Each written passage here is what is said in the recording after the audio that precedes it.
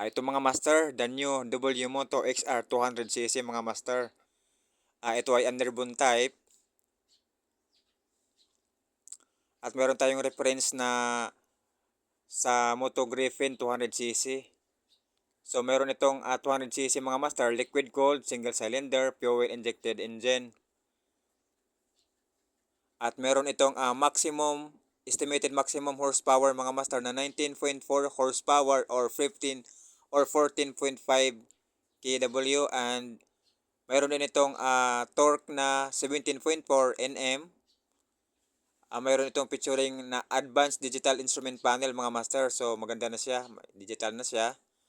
At meron itong uh, front and rear dashcam system. So advanced na talaga siya, meron siyang dashcam sa harap at likod.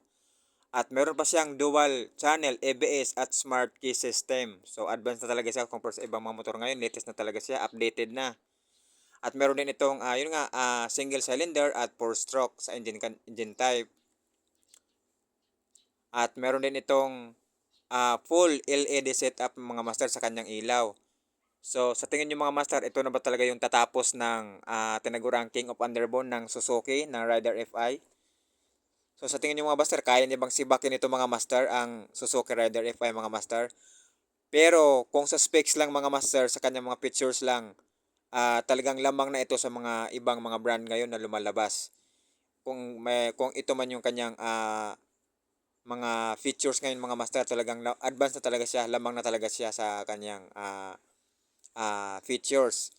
Kung hindi man ito kayang sibakin mga master yung Rider FI na tinagurang King of Underbone, pero sa specs naman niya, sa features naman niya ay lamang na talaga siya. Lamang na siya sa forma, lamang na siya sa features. So ito lang mga master ay nakadepende lang ito sa price, kung abot kaya ba nito ng mga riders natin ngayon, kasi medyo advanced na nga siya. At yung kanyang forma mga master ay maganda na rin yung kanyang forma. Yung mga magagandang forma sa ibang brand dito ay pinasok niya, parang pinagsama-sama na lahat eh.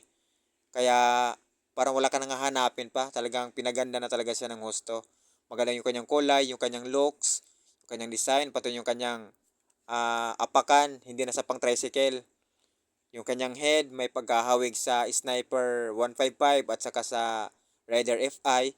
At sa kanyang dibdib naman mga master, hawig din siya ng Sniper 150 at saka Click 125. Saka sa side may hawig din sa Sniper 150 at saka 135.